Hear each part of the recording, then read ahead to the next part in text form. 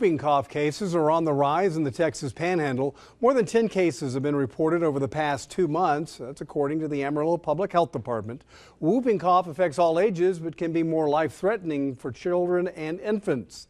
A Texas Tech physician explains what to look for if you suspect your child becomes ill.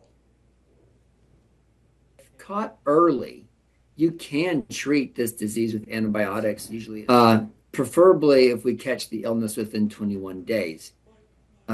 Treatment responds better and can lessen the duration of the illness. Other steps to take to avoid spreading whooping cough is to have your child vaccinated and make sure to hydrate. Breathing treatments can help for better breathing.